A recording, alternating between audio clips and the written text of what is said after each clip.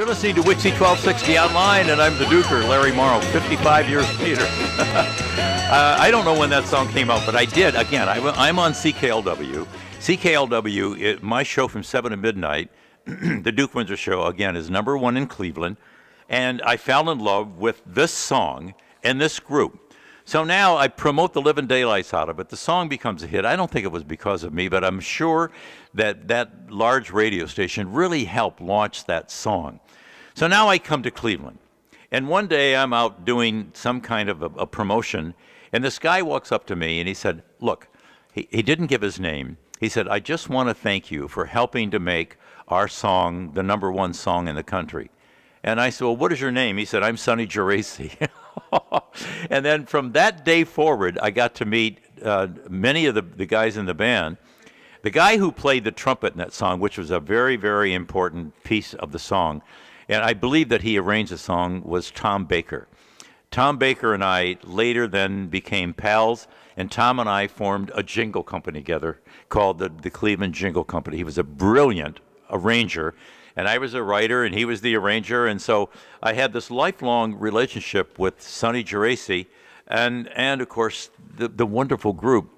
Got to meet all the guys in the group, and I have not run into any of the other guys, but I believe that one of them is listening today, is he not? Yeah, Ricky Biagiola, who is one of the original drummers and played on from 1966 and did tour with the Outsiders. He sent in a message here. He says, Larry and everyone, wishing everyone happy holidays and Merry Christmas from the Outsiders. Ricky, love you, man. Thank you very much. That was just one of the greatest songs ever. And I had become friends with Sonny.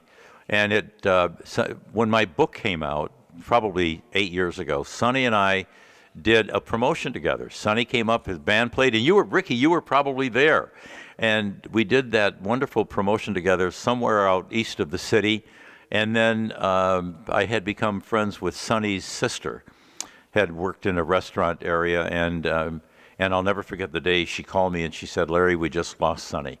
And then we did a major promotion to raise money for the family after Sonny had passed away. And sadly enough, that promotion didn't do well. But Sonny Geraci played a very important part. And, of course, Ricky, you and Tom Baker and the rest of the group, you meant everything, not only to the music business, but you meant everything to me personally, and you meant everything to this city that we love so much. So, Ricky, thank you, pal, and Merry Christmas to you. Do we have Steve Hunter? We have Steve Hunter on the line right now. Why don't we set this one up? I've got a little sound clip. Okay, do you? All right. Let's take you back a little bit. And now, another classic WIXY soundbite. Monday is officially Steve Hunter Day in Cleveland.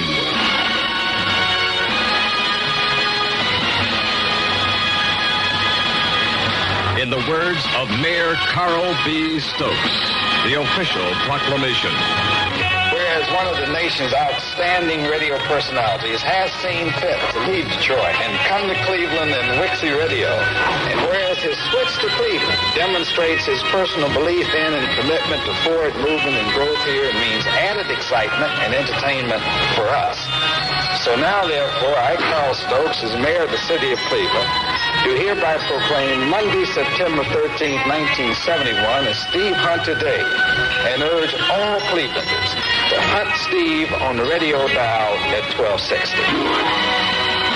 Steve Hunter Day, and you can join the celebration at 4 p.m. Monday on WIXY. And the guy, of course, that we honored and that we loved is on the other end of this line right now. An old pal, Steve Hunter. How are you, Steve? You sound amazingly alive, and so do I. You know, Steve, first of all, I got to tell you that I worked at CKLW, and so did you. And then we had another buddy of ours that worked at CK. It was Chip what? Chip Hobart. Chip, yes. And all of a sudden... Chip Hobart is actually on a station now with me. Oh, is that right? Wow. Yes. Please give... We found him... Go ahead. I'm sorry, Larry. No, please. I just want to say, please give him my best. I loved him, too, just like you, man. He's a great guy, my friend. And he'll be very happy to hear that. By the way, you of course, still sound great. I have always had a firm belief that if they ever did a reboot of the movie, The Ten Commandments, they got to get you to play the voice of God. So, you get some sense of the respect I have for you. Great to hear from you. Well, and great to know the things you're going to today. I'm funny that you found that clip. As you may remember, that day actually kicked off, let's put it this way, with me. Ringling Brothers happened to be in town, and of course we were at a station that was headed by some amazing promotion people. Yes. And so WIXY arranged for me to ride my way down the avenue on the head of a Ringling Brothers elephant.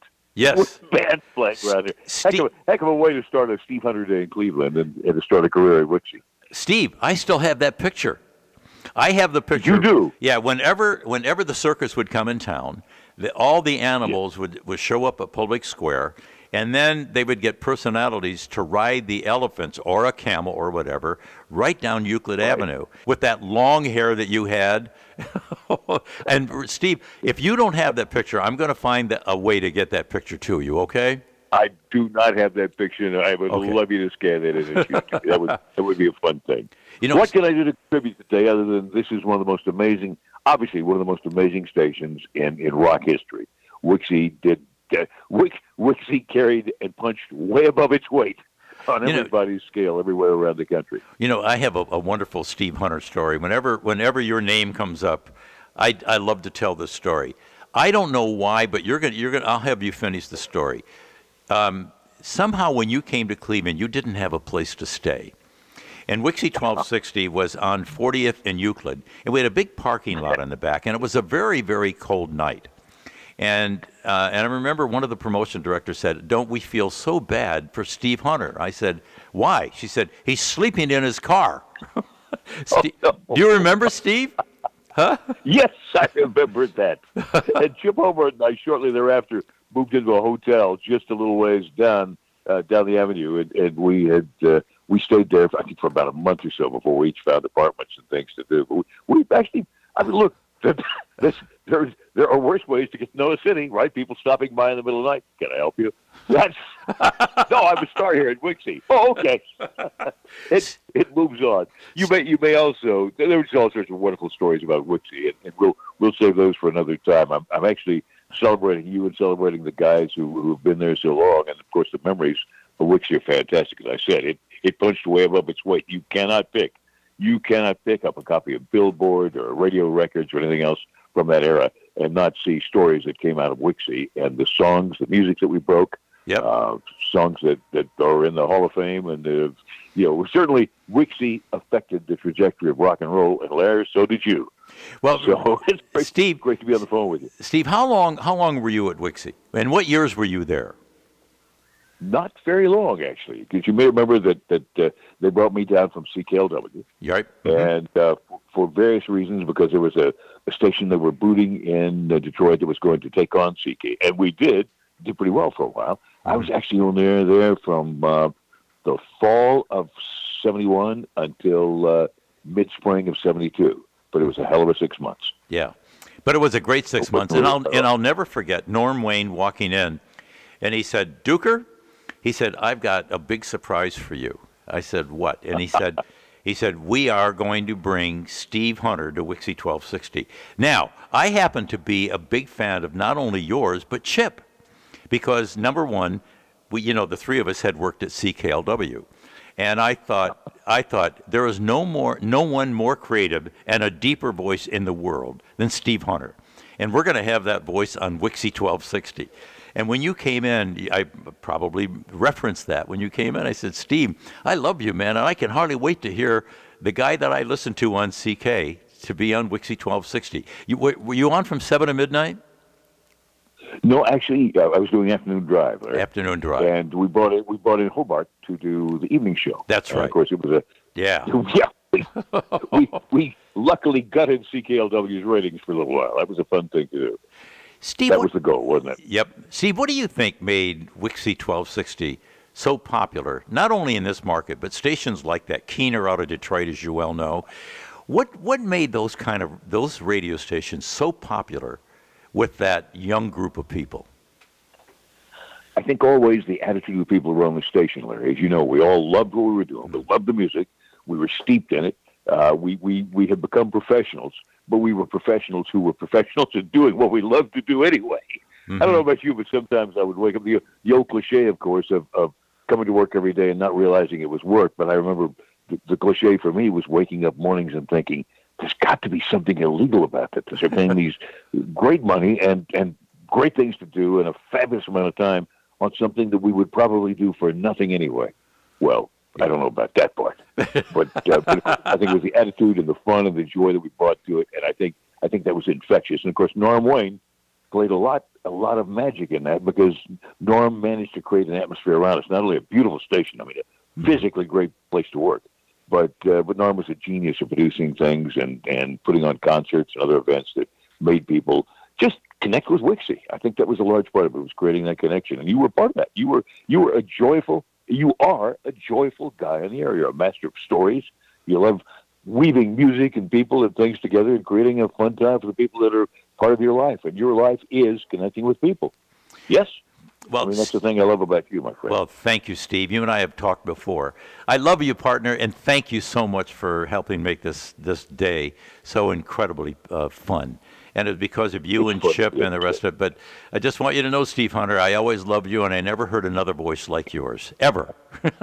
So, bless your heart, my friend. All right. It's good to talk with you. Okay, thank you, Steve. You have a wonderful day, guys, and everybody else that's listening, right. Celebrate this great thing that's happening. Okay, take great care of yourself, Bye-bye. Steve. Thank you very much. Wow, what a surprise! I didn't know that was coming, but I really did like every single person that I work with, starting with Al Gates, the morning man, and then Mike Ranieri and I had a wonderful relationship. Mike was very, very funny. Mike's slogan from time to time was, I eat nails for breakfast. That was Mike Ranieri. And Mike used to love making fun of me. So I am blessed with a nose that's longer than a normal nose. Jim Durante and I have the same nose or whatever. And so I win a contest. It was the Cleveland Most Popular DJ contest, and I end up winning a contest.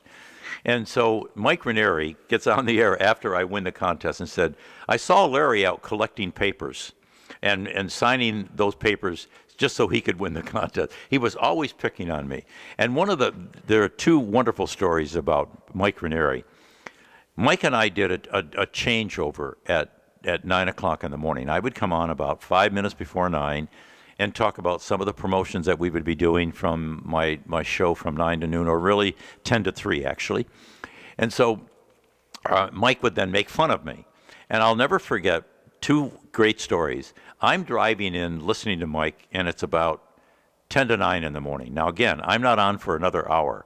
And someone had called and said, when does the Duke or Larry Morrow come on? And Mike said, well, I'll be honest with you, his nose has arrived, but the rest of Larry's body won't be here for another hour. That was one of the first things. The second thing was, unlike most of the guys, I love to dress up, because I would be asked by Norm Wayne or Joe Zingali and Bob Weiss, the salespeople and the owners, to meet with some of our clients, and that would happen before I'd go on the air. So I would, in many times, come in dressed up with a shirt and tie on. So now it's the very first day of spring. And I thought, you know what? I'm going to really dress up for this day. So I went out and bought I had a pair of green pants. Now this sounds ostentatious, but it's not.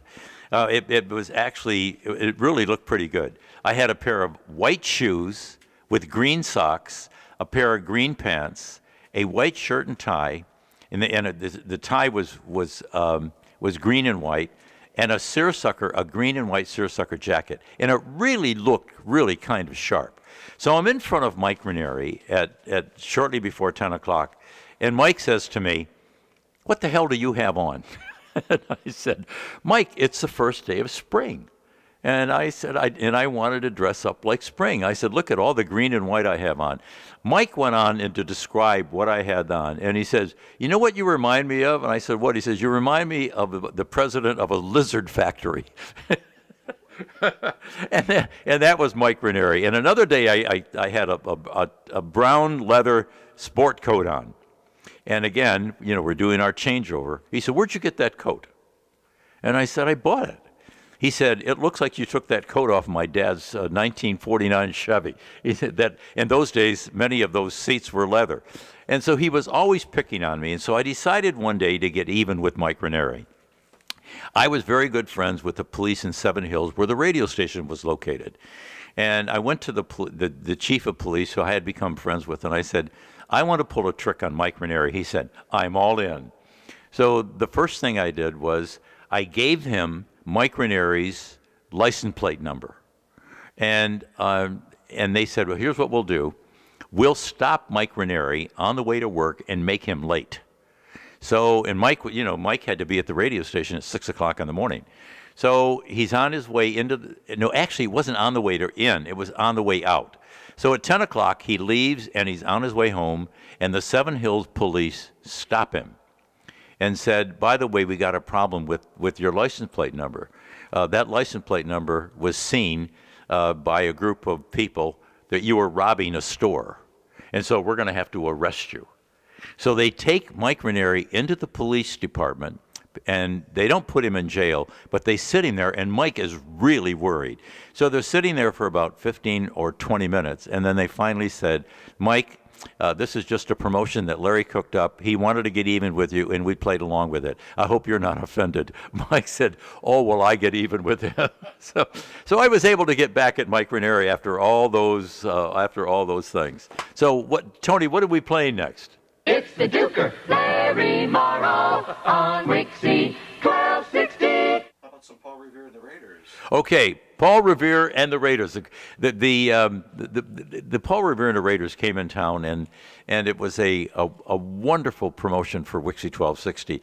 We happened to really love the group, and whenever those groups would come in town, there would be a press conference, and the press conference would be held by WIXY 1260, the Belkin promotion gang, and also the Plain Dealer or the Cleveland Press. And we got all of these wonderful pictures taken, and we ended up on the front page again of the Action tab. But again, it was just the genius of Norm Wayne, Joe Zingali, and Bob Weiss, and how we used to do that. So again, let's continue with Paul Revere and the Raiders right here on WIXY 1260 with the Duker, Larry Morrow.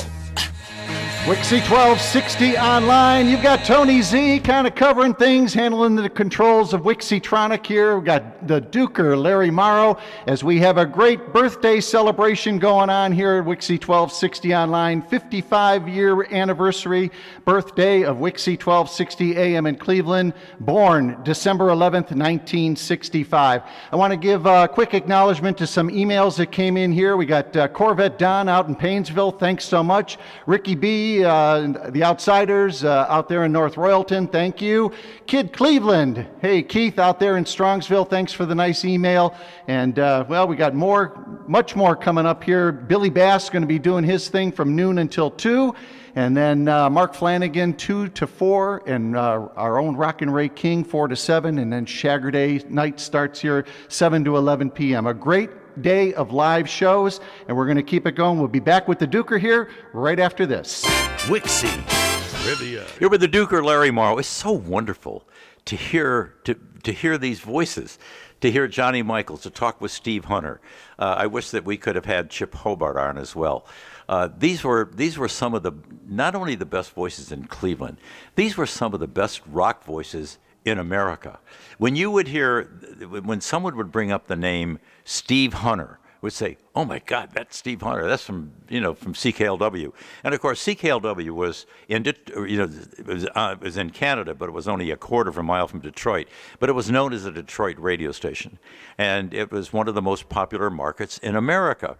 And Steve was there. Chip Hobart was there. I was delighted to be there and thrilled and blessed to have worked on that big 50,000-watt radio station. But I must tell you, while I was at CKLW, no, actually, before I worked at CKLW, I had met a wonderful guy by the name of Pete Gideon. Pete Gideon was the leading salesman for Decca Records, and he brought me a song one day, and he said, "It's a brand new group from England." And of course, they were part of the British invasion, where the Beatles came, and then what followed the Beatles was the Rolling Stones, and then all the other groups, including the Who. And he said, I want to play this song for you. And I want you to tell me what you feel, because if you play it, you'll be the first person in America to ever play this song. And he said, and then one day I'd like to have you meet the guys, because they're a wonderful group from England. And I said, okay, let me hear the song. He played this song, and I fell in love with it. Can't Explain by The Who. I was blessed to have been the very first person, I was told, to be the very first person in America to play that song. Now, the song comes out, and of course, it was given to me by my friend Peter Gideon. Pete Gideon was not only the best promotion man for Decca Records, but he turned out to be my best friend and responsible for me ending up at CKLW. But, so now the song comes out, it becomes a big hit, and I moved from Flint, Michigan to Detroit, and then now I'm at WIXY1260. And the Belkins came and said, you know, we're bringing The Who in town. And now at this time, The Who is the most, it surely wouldn't be the most popular group in America, because the Beatles were still the most popular. But they were right there with them. So now the WIXY Belkin promotion comes up, and it's The Who. Pete calls me, and he said, I have a surprise for you. And he said, you're going to introduce The Who tonight. And I said, yes, I'm really excited about it. He says, well, look, could you come down to my office at about 5 o'clock tonight? The concert's not until 8 o'clock tonight, but come to my office at 5 o'clock. I walk into his office, and guess who's sitting in his office but The Who? And he said, guess what we're doing? He said, we're going to dinner.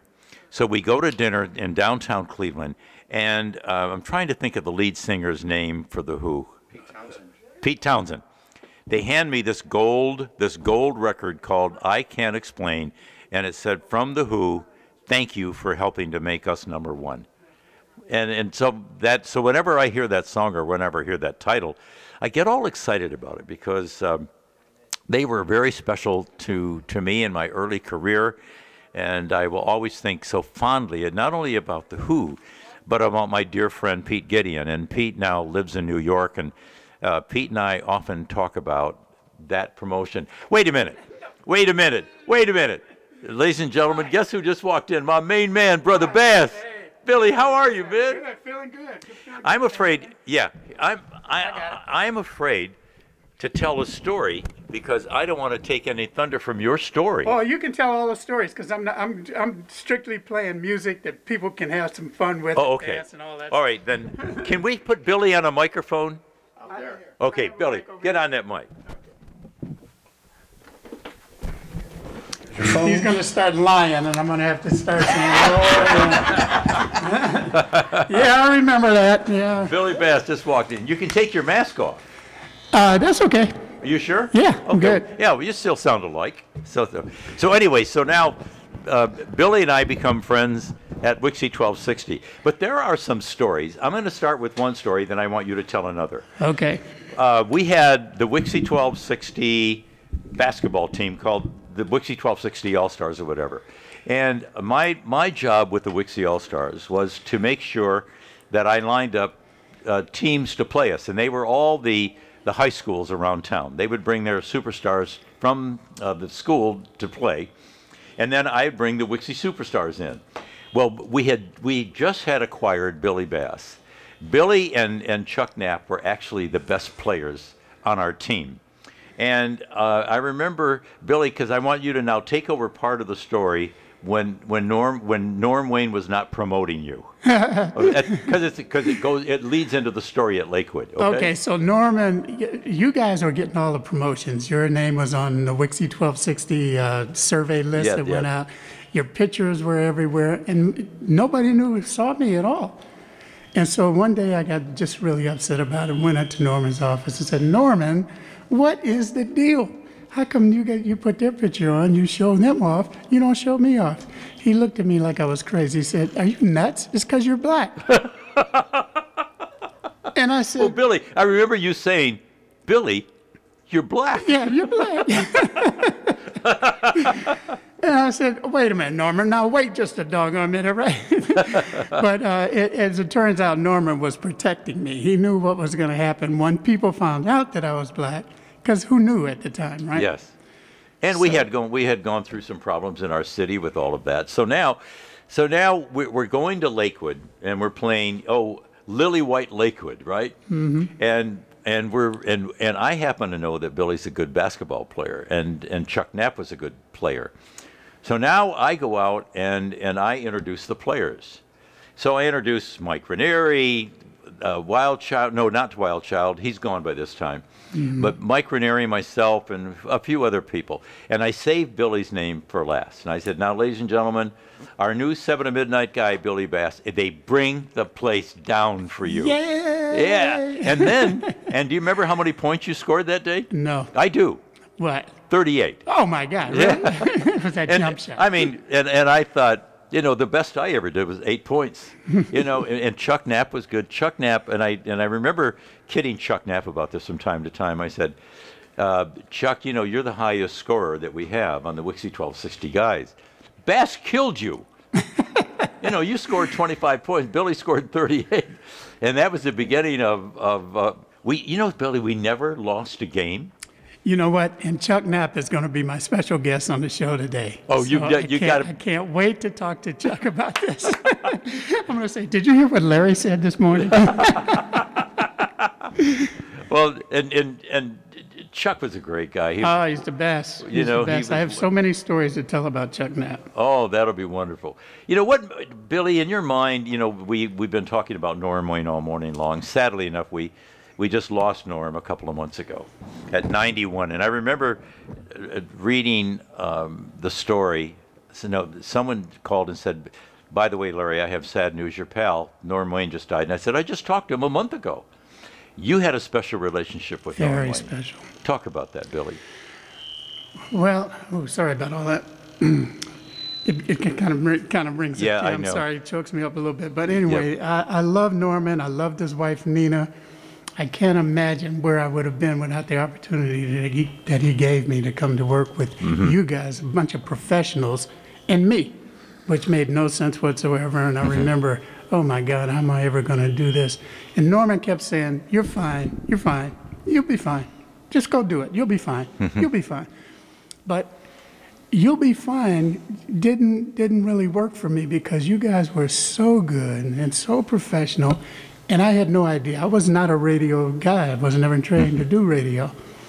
But Norman never gave up on me, and he kept saying, Billy, you'll be fine. Go do it. Just go do it. Then, after the incident that you talked about at Lakewood High School, so I go to Norman. I say, see, Norman? And he was there. Yeah, he was Norm there. Wayne was there for that game. Hey, now it sounds much better. Thank you. So anyway, I said, see, Norman, people don't care. They were fine with me. He said, nope, it's going to be awful. And he was right. From that day on, I started getting the bad phone calls that were just terrible. But, that was in the 60s. Time moves on. But Norm was special. Somehow he loved his jocks. And I don't think he ever yelled or screamed at any of the jocks that I'm aware of. The only time that he ever got upset was we had headphones in those days. You'll remember, Billy. They were awful. Terrible. They were those tinny things.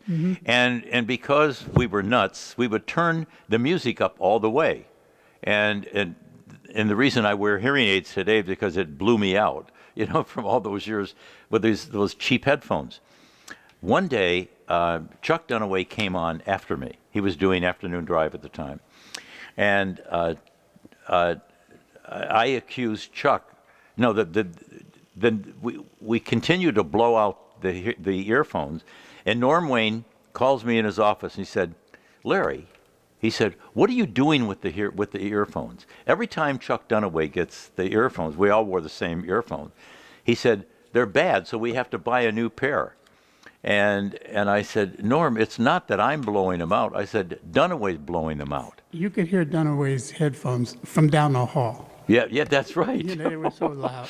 Yeah, and Dunaway was a great jock. He came from ABC New York, and he was a great guy and a great jock. But I'll never forget saying it was Dunaway. So now he calls Chuck Dunaway in, and he says, Chuck, the Duker says you're blowing out the earphones. And he said, well, when I get the earphones, they're all blown out already, so I have to turn them up to here. So great stories with Dunaway. So I'm going to tell great stories about Dunaway, you know, having ABC Jocks and you from CKLW. Yep. I mean, WIXY had the pick of the litter as far as you guys are concerned. What were you all doing in Cleveland at WIXY1260? That's what I want to know. And WIXY1260 became sort of the proving ground for guys coming from CK. Steve Hunter, Chip Hobart, and myself, we all came from CKLW. And Norm Wayne just had this incredible ability just to make you feel good. But weren't you already a star at CKLW? I was. Yeah, you came. Yeah, and that's why I ended up, you know, it's a funny story, Billy. When I was fired from CKLW with the rest of the guys. We were all fired the same day. And I told that story earlier. But, and I needed a job, so I get a call from Norm Wayne. Now, CKLW, or Detroit, was the 5th largest market in America. At that time, Cleveland was number 8. So what you do when you get fired, or when you move around, you don't move to a smaller market, you move up to a bigger market. So I was thinking maybe New York, Chicago, LA, San Francisco, something like that. So I get a call from Norm Wayne, had no idea who he was, and he said, I want you to come to Cleveland to work from 7 to midnight.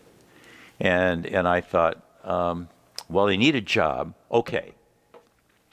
But I didn't want to come. The only connection I had with Cleveland, Ohio, was I had Jim Brown's picture on my wall. And I thought, if Jim Brown's good for Cleveland, maybe I will go. So then I said, okay, because I needed a job. So then he calls, and Jack Armstrong was doing the night show, and they had fired him. So he called me back about 3 or 4 days later, and he said, well, we made a terrible mistake. He said, we're gonna leave Jack Armstrong back on 7 to midnight. We hired him back. Would you consider working from 9 to noon? Now, I'm making $18,000 a year at CKLW. And I said, well, what's the pay? He said, $9,000. Norm was always pretty cheap with the money. And Billy, the best story that I have about trying to make money was, I don't think for my first 4 or 5 years there that I made over $12,000 or whatever it was. That's the way they paid people. And they had this. And it was the 60s, so yeah, right. Still, you were living well, right? Okay. So then they have this most popular DJ contest, and I win it. So then I go into Norm, and I said, Norm, I want a raise. And he said, why? I said, Norm, when I came here, I said, you promised that if I stayed here for a while, I'd make more money. And I said, I got guys like Bill Randall's making $50,000 a year, and this guy's making this, and I'm making $12,000. And because of the contest, I would think you'd pay me more. He said, well, what do you want? I said, I want $20,000. He said, are you crazy? So then he calls his wife, Nina. Mm-hmm. He calls Nina, and he said, the Duker is sitting here, and he wants $20,000 a year. So he puts me on the phone with Nina, and Nina says, don't you dare leave his office without getting that money. That's Nina. That's Nina. Mm-hmm. So now I get back. He said, what did Nina say? And I said, Nina said, you have to pay me. So then I go into Joe's and Golly. I have to see all 3 of them now. Joe says, how much money did you make last year? I said, $12,000. He said, no. How much money did you make doing all these commercials and radio and TV and stuff? I said, Joe, that's unfair. He said, and you want me to pay you $20,000? So they ended up calling me into their office, Bob Weiss and Joe and Norman. They said, we're going to pay you. Not what you want. He said, we're going to pay you $19,999.99. They wouldn't give me the $20,000. Oh, yeah. No. But that was them, wasn't it, Billy? I had a similar story. I asked Norman for a raise. He said, why should I give you a raise? Nobody's listening to you. And the ratings were like 32, at 32. Yeah, you got a shares, 32 rating. Yeah, right. Yeah. Nobody's listening to you. You don't deserve a raise. Okay, fine. Billy, what are you doing now? I'm retired. I do nothing. You were taking pictures for a while. You had a. I still dabble in that, but I was a wedding photographer, and I just can't do weddings anymore. Too crowded. That's over. Yeah. So forget that. But I do headshots now. Mm-hmm. And people are not doing the kind of headshots that they were doing back. Everything has changed. This it really has changed. It's terrible. So for this year, I'm retired. Now, Billy, isn't it funny also how radio has changed? I mean, folks, what I'm holding up is my iPhone, and I'm sure Billy has one as well. This has changed the whole world, hasn't it, Billy? Oh, yeah. I mean, when you think of we had people actually listening to the radio. You know, they could hardly wait to get to their transistor radio and listen in the times when we were on. And now, my kids are even a little older than 45 years old. They get all of their entertainment from here, and the younger people are as well. So I keep on thinking that the history of radio is in trouble, isn't it? It is, but you know, things change. I mean, Yeah. you know, before radio, what did people do? You know, so you know, then television came, and they thought that was going to be the end of radio. Radio survived TV, and so it might still survive this. Who knows? I still have a radio. Do you? Yes, I do. Yeah. I don't listen to the radio in the car, but I actually have a radio at home as well. So do I. Yeah. So, We're old school, though. yeah. But you're leading right into my show. I can't wait to do the show because it's all about the fun and the good times that we had at WIXY, you know, Yeah. during those. Think about this. WIXY is 55 years old celebrating now. So if you started listening when you were 15, you're 70 years old now. Okay, so all you 70-year-olds, I'm going to have you rocking and rolling in a few minutes, okay? Well, you know, Billy, it's amazing to me that I worked at WIXY, then I went to 3WE 1100 for 10 years, then Q104 for 15, and the WERE for a few years. So I worked at 4 radio stations, and of course the biggest one was 1100. But no one remembers me working at any of those stations. Some WIXY. They come up and they'll say, WIXY1260, Super Radio. Same with you, Billy? Oh, yeah, absolutely. As much as, you know, I had a big impact with WMMS, you know, that Yes, was a of big course, deal. yes. And then I worked at Magic, and I worked at 92.3 to Beat, but nobody ever says anything except WIXY. That Hey, amazing? you're gonna go on WIXY. Yeah. Billy Bass from WIXY. And for the coaches who are looking for a great basketball player that can score 38 points, call Billy Bass. Oh, yeah. I'll put you in touch with my grandson. Billy, love you, pal, Hey, as thanks, always. buddy. You have a great Christmas, a great holiday. Okay, you too, Billy. Talk Love to you, man. Soon. Okay, we'll see you soon. Okay, so Billy Bass is coming on next. So all I can tell you is that the way that I used to end my show on WIXY every single day, do all the good you can to everyone you can, every time you can. I'm the Duker, Larry Morrow. Love you all. Have a wonderful, blessed Merry Christmas. Bye now. WIXY, Cleveland. Now, in our 10th year, this is WIXY1260 Online with guest DJ Billy Bass. WIXY Radio, another music hour. Oh, my goodness gracious. That's Billy Joe Arroyo, and I Knew You When. The reason why I played that particular set, and by the way, I'm going to do about 20 sets today, all WIXY double plays, as we used to call them. But I love these 2 words, and these 2 words made the most fun for me back in the day. Every song I ever loved had these words in it: yeah and baby. And nobody did yeah, yeah, yeah like the Beatles, except for Billy Joe Arroyo, who really killed it with Yeah, Yeah, Yeah. Now, before we go any further, I got to tell you, I am so pleased to know that my friend Chuck Knapp is going to join me today. I wanted, as soon as I got the call that I was going to do this, and would I do this, I said, I'll do this as long as we can get Chuck Knapp to do it with me. I was hoping to fly him in, but I think we got him. Do we have him? Is Chuck Knapp? I love you, Billy Bass. Hey, I just love being on the air with you. This is the Napper. How you doing, Bass? Oh, really good, buddy. How you doing? I'm telling you, so much fun listening to the crosstalk between you and Larry, and then listening to Larry the last couple of hours with Linda Scott and the others. What a fabulous anniversary celebration. 55 years for WIXY 1260. Kind of makes us feel a little old, doesn't it? Well, you know, when you think about radio in those days in Cleveland, I just want you to think about this. WIXY 1260 was Cleveland's Facebook. That's right. That's right. We were the Facebook before there was Facebook. Okay, yeah, we're trying to get it all together technically here, Chuck, so bear with us. Are you still with me? You betcha. Okay, great. You sound much better now. Good. All right. Oh, good. Okay, well, keep I'm just talking to me. talking about 55 years of rock and roll on WIXY and how we were Facebook before there was Facebook. Everybody tuned in to hear Billy Bass.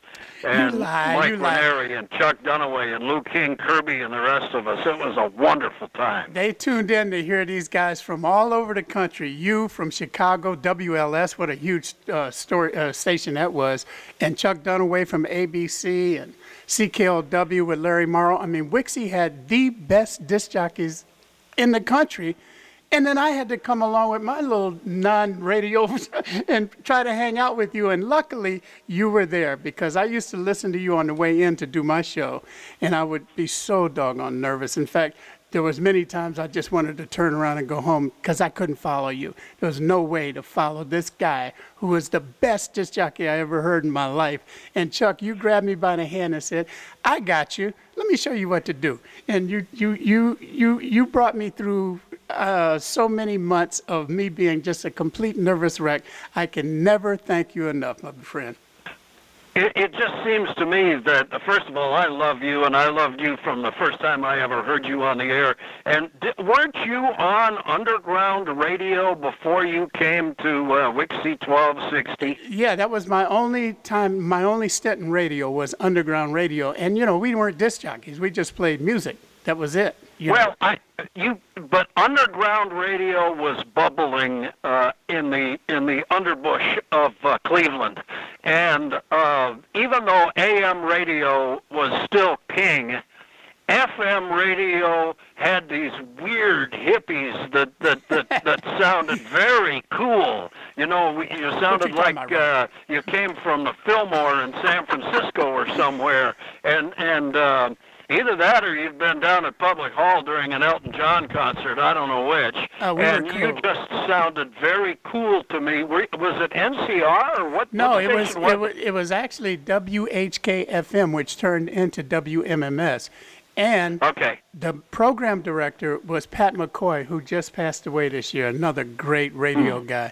He was WIXY's competition. He used to program WHK-AM. Color radio, if people remember that.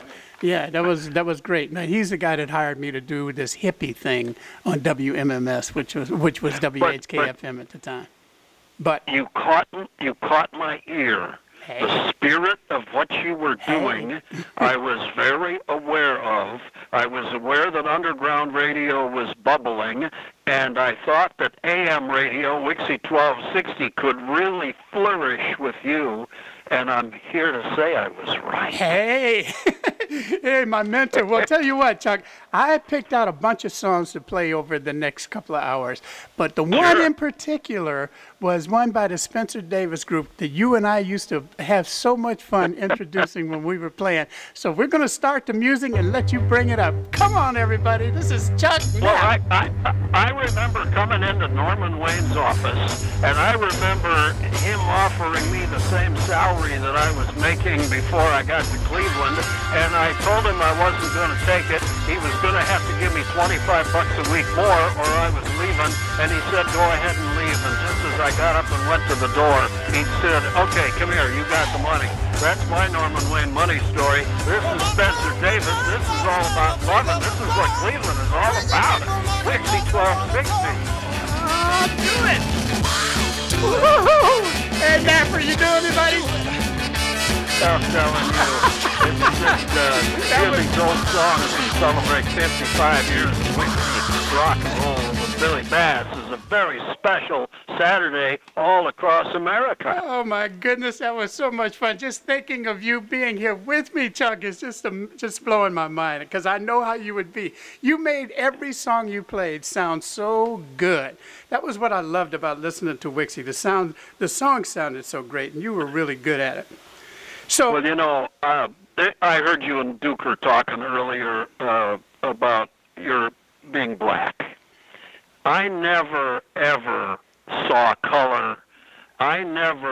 What I was looking for was somebody who could relate to the community, somebody that the community could relate to, somebody that was fun to listen to, somebody that was excited, somebody that was full of life, and that was you. And that's how I latched onto you and said, this ship is going to fly every night with Billy Bass. My man. And you know, the city loved it. We had a 29 share of the ratings at night when the signal of WIXY 1260 only covered about half the market. How come Norman didn't pay us? I mean, what happened there, Chuck? Well, I mean, I think we would have paid to have worked there. There. You're exactly right. I was so happy. So listen, Chuck, I pulled a bunch of songs so that we could play, and get the audience going a little bit. I remember when the British invasion came along. You remember that, right? Yeah, sure. Yeah, and there were some songs that just sounded, I know they came from the UK, but they sounded so funky and American that I just love playing them. I'm going to play one that I want you to start right now. You bring it up, Chuck. You know how to do it. This is the 55th anniversary of rock and roll at WIXY 1260. Welcome, everybody.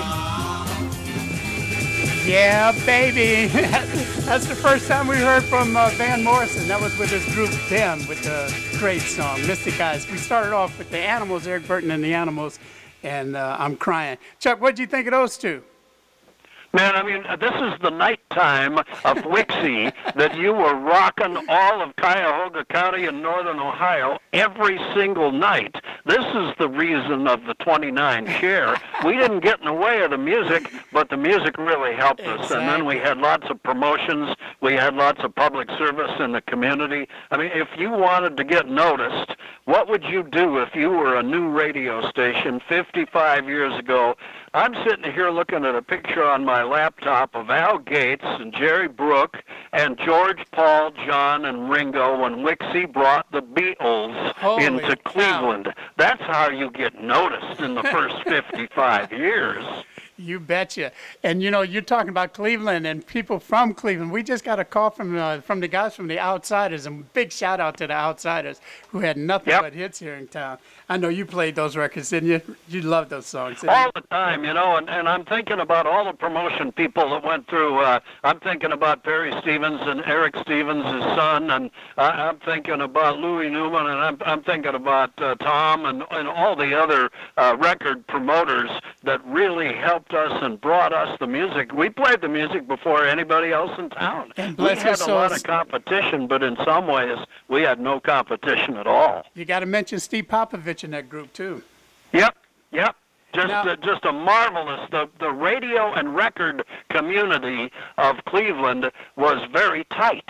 We worked very well together.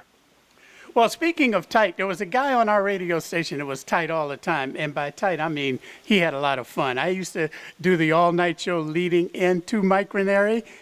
I know his wife, Barbara, is listening right now, so I wanted to play two songs to make us really remember Mike. Mike was just the funniest guy with that dry sense of humor.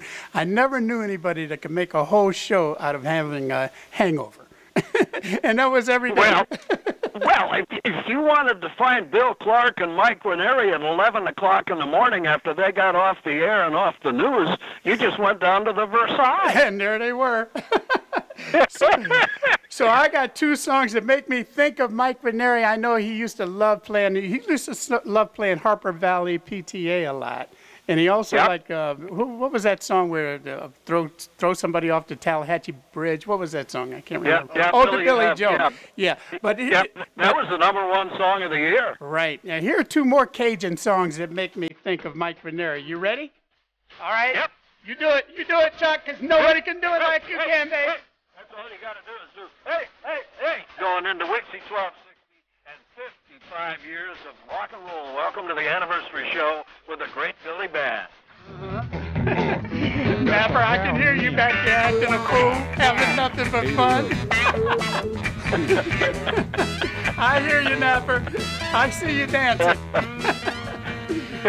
I'm hoping the people are enjoying this. I'm having a lot of fun. We got people in the studio singing and dancing and hollering and acting up, being stupid and stuff. Well, Tony Joe White, Polk Salad Annie. I want to thank him for doing a Wild Child impersonation. I think that's where Dick Kemp, you remember the Child, because I came in to replace the Child when the Child and Georgie Brewer went down to do WIXY in McKeesport. Pittsburgh. And the child, of course, was, this is a wild child. I live in a wood. I call every blade of grass by its first name. And that was Dick Kemp on WIXY, part of the 55 years of the anniversary show for WIXY Rock and Roll. My. And let's don't forget Lou King Kirby and, who else? Well, we had Larry. We talked about Mike. There was you. Who else? Who are we forgetting? Well, Dunaway was the smoothest, and we mentioned his voice a couple of times.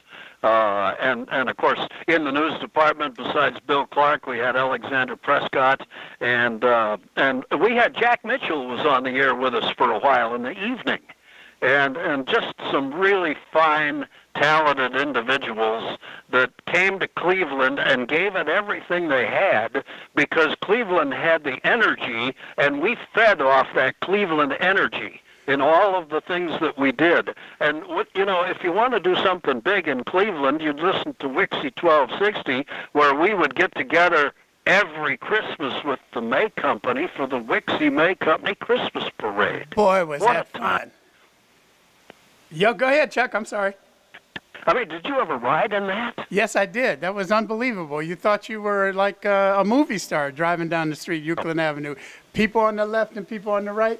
Oh, that's fun. we were treated that way. That's great. We're having so much fun in here today. And so much of that was because of the wonderful, I love Jane Scott, bless her soul, and over at the press we had Bruno Bornino, and these people actually made us feel like we were king of the hill. And the ratings came out, and people were listening, and we were doing a lot of public service. I did so many blood drives. I think I lost half my body in Cleveland with all the blood drives that we used to do for WIXY1260 in the old days. And we went so many places together. We had the first Earth Day in Cleveland. Were you there on Public Square for the first Earth Day? No, missed that one. I got to drive a street sweeper, a Cleveland street sweeper. Well, the reason why most of the people were listening to us was the great music that they heard on WIXY1260. So I got another set I want to play for you, Chuck. Are you ready? Yeah. You don't have to do anything. I'm just going to start playing music right now for a second or two. Hit it, my man. That was Sly and the Family Stone dancing to the music. And what were you doing, Chuck? Were you dancing out there? I'm telling you, I'm dancing every time I hear WIXY.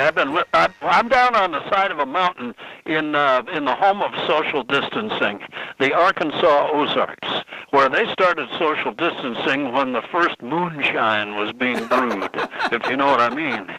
And we're dancing, and I've been listening online to WIXY1260. What a fabulous 55th anniversary show. And Billy, working with you is just the sweetest thing ever. It's just so much fun. I'm telling you, we're going to keep on dancing just for a while. And we've been, this kind of got me going. And I think about all those groups where, you're driving around Cleveland, Ohio. You got the top down if you got a convertible, or you got the windows down if you got a sedan, and you're listening to the radio. And when these songs would come up, you would start singing and dancing. So for everybody listening right now, I want you to join us, because we're having a good time here in the studio. I want you to join us and start singing and dancing with us. So, Chuck, take it away. Well, there was nothing finer every evening than Billy Bass on WIXY1260, and here he is. Knapp, ladies and gentlemen. Chuck Knapp, the one and only Chuck Knapp, used to play that song and have the whole city partying, having a good time. Chuck, you remember me and you doing this, don't you? Bobby Sherman, Bobby Freeman, yes. Yeah, yes. That was fun. And of course, I continue to watch on YouTube the Billy Bass, Chuck Knapp, WIXY1260 reunion 1988. And if anybody ever wants to dial that up and see what the kind of fun that you and I had when we were both in the studio together, that would be the place to do it. Just run a search on YouTube for Billy Bass, and then it'll say Billy and Chuck WIXY1260 1988 reunion, and that'll give you about 5 minutes of real good chuckles. Well, it is amazing. I kind of want to thank the staff here for putting us together. There you are in Arkansas, and here I am in Cleveland, and we still get to talk to each other and play music with each other. You guys are great. Thank you very much. You should be here, Chuck, and see these beautiful people here. Well, I love Cleveland. I always love coming back to Cleveland. I hope I get to do that again someday. I remember all the food we used to eat at Mount Pleasant Barbecue and at Captain Frank's and at the Downtowner, where I got to sit down one-on-one and have supper one night with Alice Cooper, and another time I went down and had supper with Don McLean.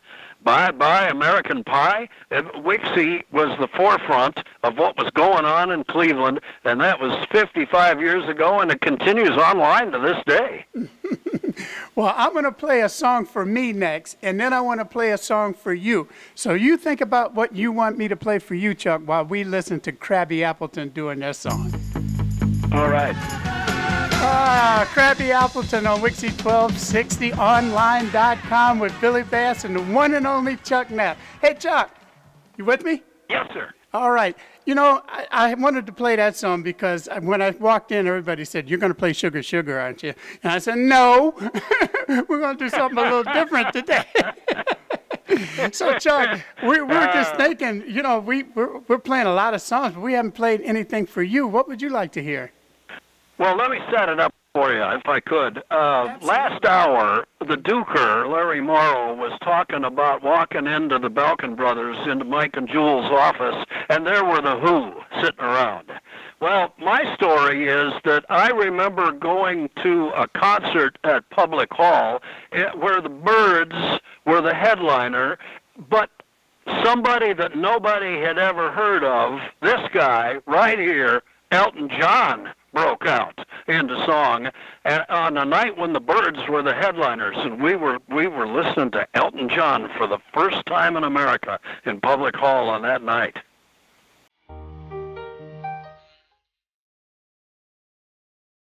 That's a great song, Chuck. Great song. Thank you very much for playing that. I'm going to try to get 2 more songs in before the hour's up. We've been having a lot of fun here, so if you're ready, grab your girl. You got her? Start partying. Baby does the hanky panky.